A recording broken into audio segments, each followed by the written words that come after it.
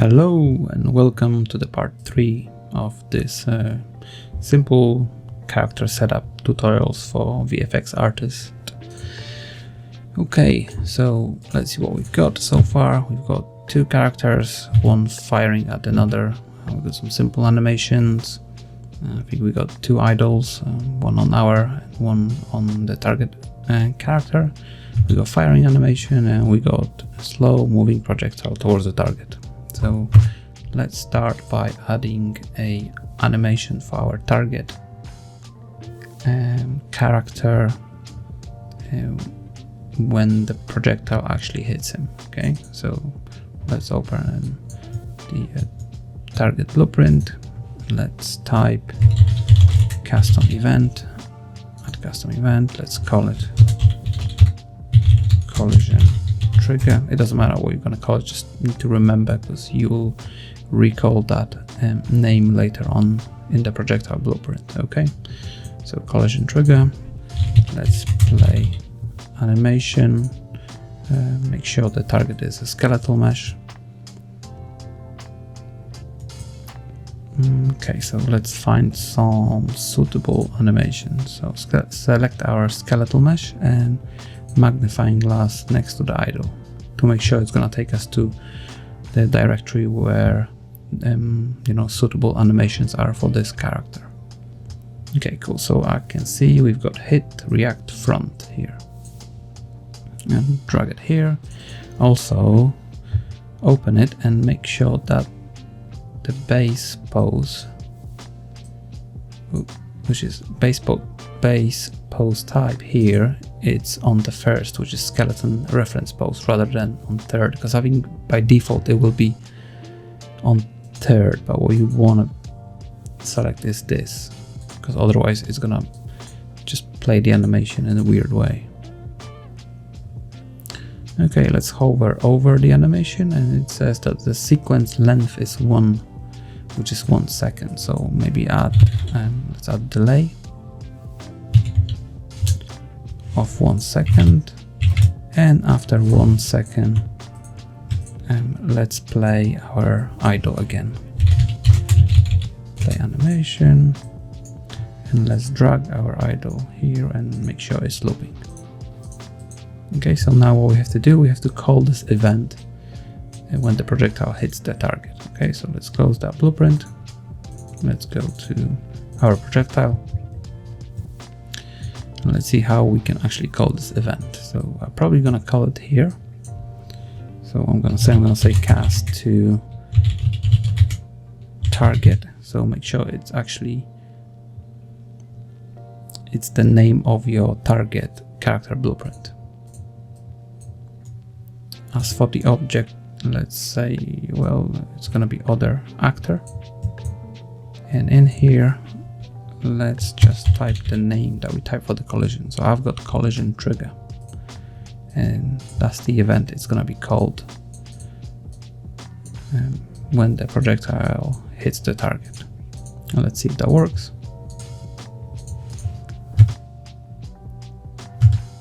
Cool.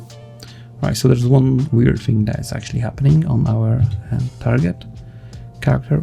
When it switches to idle, you can see that his shoulder pads and the chest piece acting very weirdly. So I'll say let's just leave it for now, and once I figure out how to fix it, maybe I'll do another video.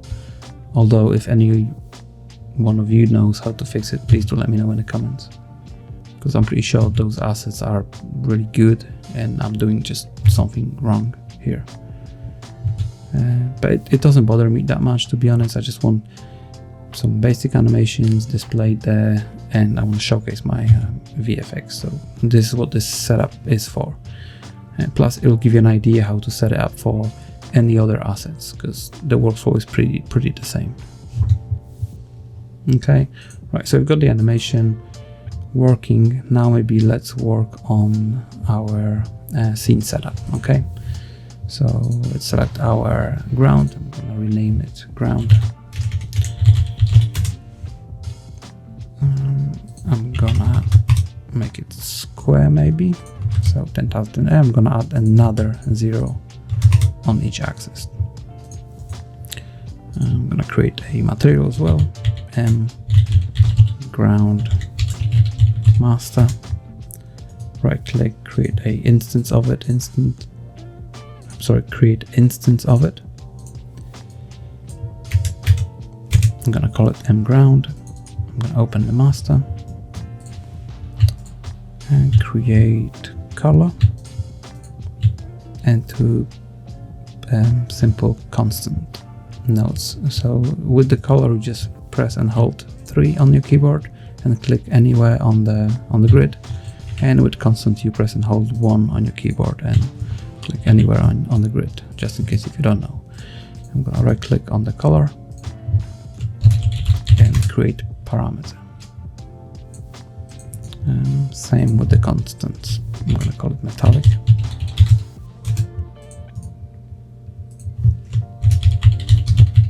And roughness.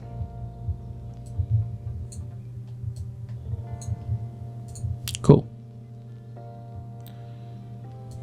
So now I'm just gonna drag our instance onto our floor and tweak some values. And roughness maybe 0.8 and color, I want to make it gray-ish.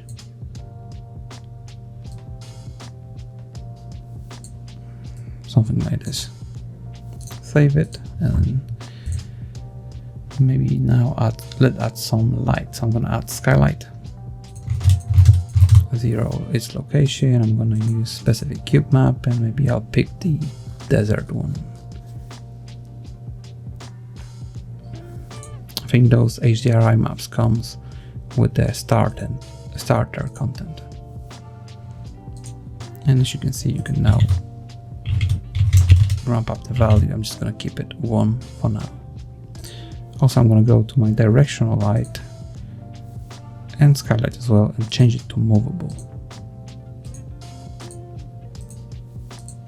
Cool. Maybe I will lower the shadow amount as well. So I think default was 1. I'm just gonna do it 0.8. Okay, make sure you disable your auto exposure as well. So you go into your project settings and type auto exposure and make sure this is disabled. Let's now maybe add some fog. So I'm gonna add exponential fog. 0 is location. Tweak the color of it. And I'm gonna enable volumetric fog as well. I'm gonna go back and change the fog density to 1. And change the color of the volumetric fog. So I think to be a bit more dark. Like this. And maybe I'll add a slight blue tint to it. Okay, another important thing is to add post-process volume. I'm gonna 0 is location as well. And I'm gonna make sure that it's infinite. So scroll down and you'll be able to see this tick box. Just make sure it's ticked. I'm going to change the bloom settings as well. Threshold to 1 and intensity, let's start with maybe 2. Feel free to experiment with those values. I think 2 might be good, but maybe you want a 5 or you want something slightly larger than 2. So feel free to experiment once you will have some VFX there. Okay, cool. So we've got scene ready, I think. So now let's maybe work on our camera angle. So I'm gonna drag our player into the scene, open it, and I'm just gonna shrink that window just a bit, select the camera, maybe lower it to something like this, so we could get a slightly better angle. And I'm gonna zoom out as well a little bit. Okay, I'm gonna delete that blueprint I dragged into the scene, press play, just to see how it looks. I'm I'm gonna zoom out the window by pressing F11. So that's a full screen mode. And as you can see, I think it kind of looks cool. So maybe now let's try to add some very basic VFX. So what I like to do, I like to create like very basic effects, like a single texture basically, right? I mean, you can use the VFX that comes with the minion pack, but I think they're really cool, and I just prefer to work with something very, very simple as a placeholder. So I'm gonna create material, I'm gonna call it lens. Placeholder.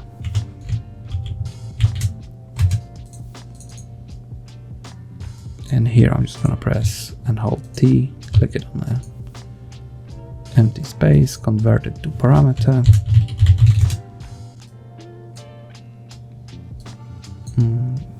Yeah, just call it texture.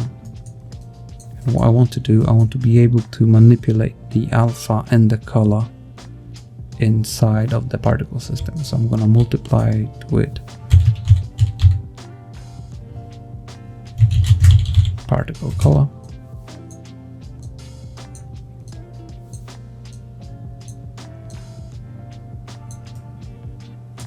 And I'm gonna make material unlit as well.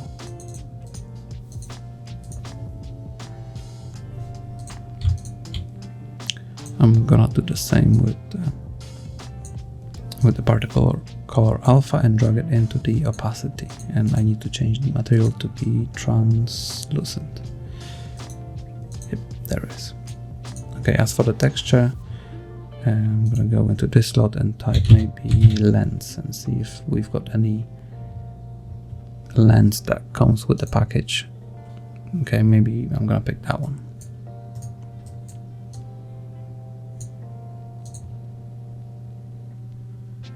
Okay, so that should be it for the material. Just gonna right click on it and create an instance of it as well. So now if you go into the instance, you can change the texture to any texture you want. And let's create particle system. I'm gonna call it, let's start maybe with the projectile. Projectile placeholder. I'm gonna select my instance and open the particle system. Go to required and just press this, or maybe drag it, and the particle, the material instance here. I'm gonna drag the particle system into the scene as well, just to make sure that I've got the scale right. And go to initial size and maybe let's make it varied scale of 500, between 500 and 400. I'm going to delete the velocity as I don't need it.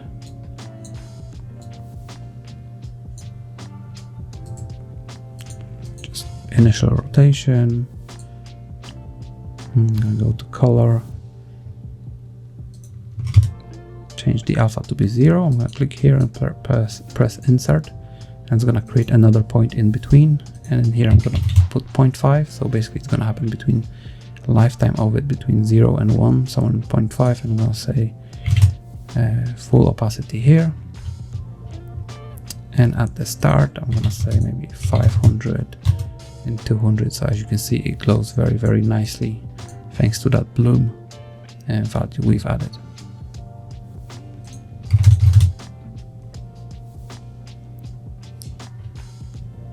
Okay, so it's a little bit too big. So let's maybe make it 300.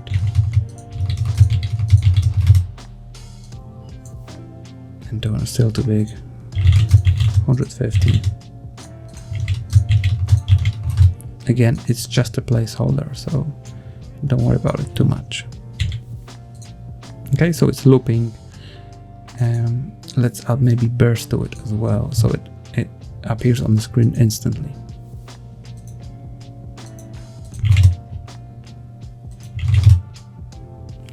Okay, I'm gonna change its rate value to 10 and burst to 1. Now maybe let's duplicate it. Let's call it impact placeholder. And in here, actually, I don't want any rate. I just want a burst. So let's try maybe 5 and let's change initial scale. So the impact will be, you know, larger. Let's change it to 400.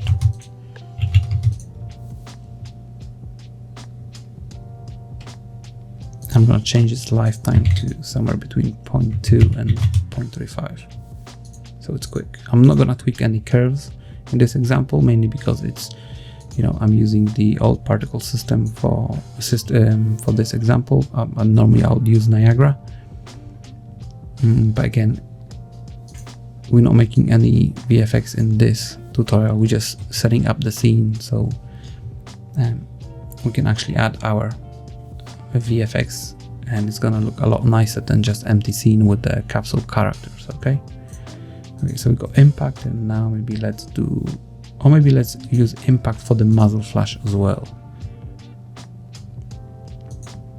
Okay, again, those are placeholders. So okay, so let's start maybe with the projectile. I'm gonna add component, particle system. I mean, you could add maybe Niagara. Do you know what? Maybe let's not add it to the projectile. Let's spawn it.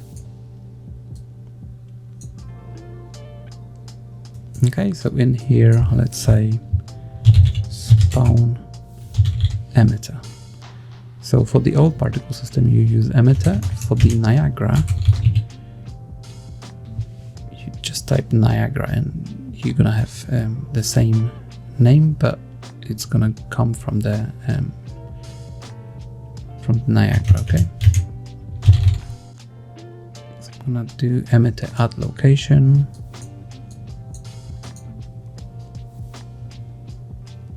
This will be for the impact. So, oh no, actually we work on the projectile. Okay, so don't worry about this. Okay, for the projectile, we actually need to add particle system. Here, let's say it's a projectile VFX.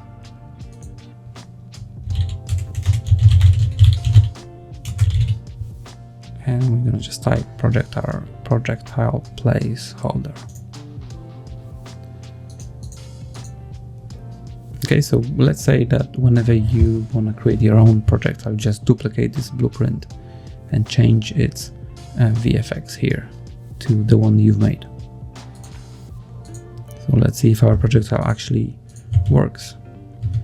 Yeah, it does, but not as we want. So let's open our projectile placeholder VFX, go to required and make sure that use local space is selected. So it's going to be dragged with the projectile itself. And maybe let's disable that sphere. So as you can see, we are using the sphere for the collision. So let's maybe add sphere collision as it's invisible. And let's use on component begin overlap of this collision. Okay, just make sure the settings are the same, so overlap all basically for the collision preset. So let's select our collision sphere, overlap all, and that should work. And now I'm just gonna delete the sphere, but before that I'm just gonna reconnect all the nodes.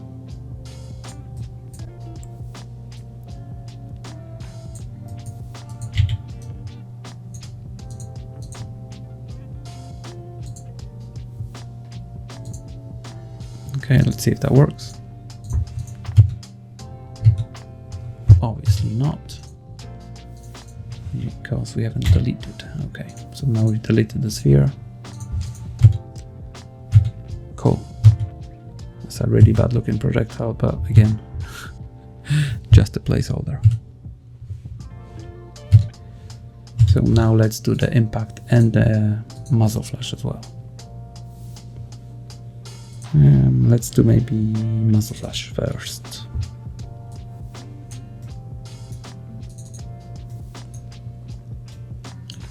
So right after we fire our projectile, let's spawn another emitter at location. Let's go for impact, because remember we said we're gonna use the impact placeholder for the muzzle flash as well, and its location will be the same as the projectile.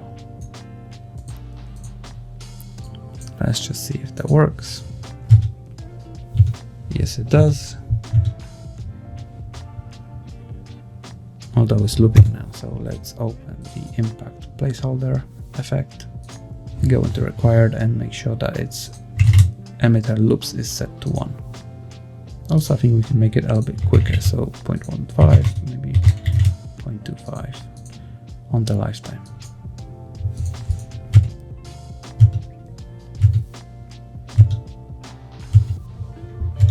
Okay, the only one left is now for the impact. So let's open target maybe.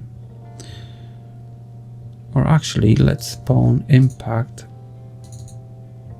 in the projectile blueprint.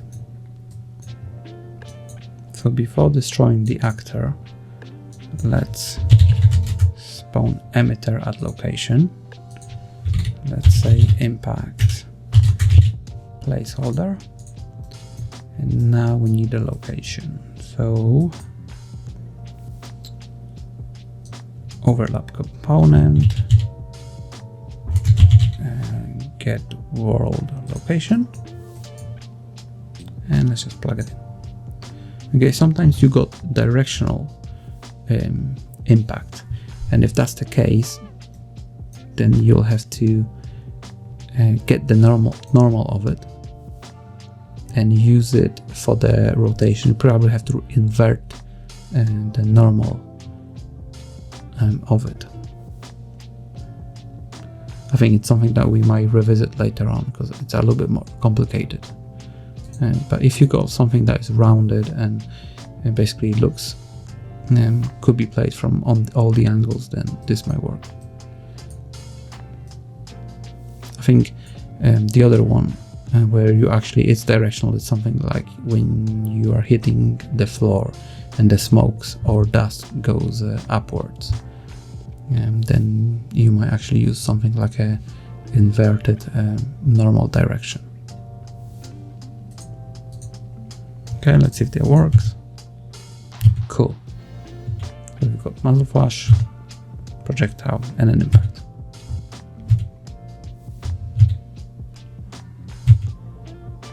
So yeah, I think this is the whole setup.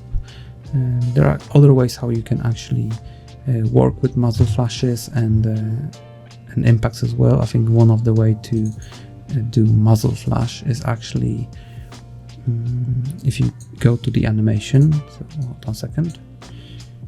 If you go to the animation, you can use notifies, right? So for example, with this animation we are very lucky because the animation of the firing happened instantly at the beginning of the animation. But let's say you've got like a fantasy character that actually cast a spell and it takes, I don't know, a 1 second for the cast animation to happen. And what you could do, you could basically go into animation, right click and say add notify, add particle effect on Niagara effect, and drag your, actually let's do it.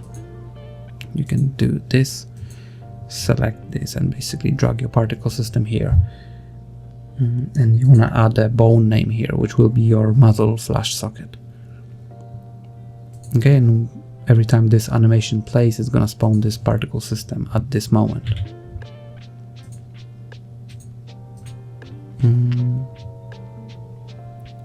So yeah, I think that's it. So if I think those are, I've done like 3 parts, and let's see if you find those useful. If you do, I might do some more parts. Like for example, we could add some screen shake effect. Maybe we could make like a custom material for the enemy target. So for example, when you hit it with your projectile, it glows for half a second or 0.1 second. Maybe we could see how we can tweak post-process volume as well upon the impact. So let's say you're firing like a massive projectile and you want the whole scene to get darker a little bit or brighter, then you can use post-process effects to do that. It's very costly, but if you don't know how to do it, it might be useful to explore that option. Costly in terms of performance, obviously, of the game. And maybe in the future, once we've gonna go through and just add a lot more meshes and dress up our scene with the Paragon assets. Just let me know in the comments what would you like to see next in this series, and if you find it useful. Alright, thanks for watching.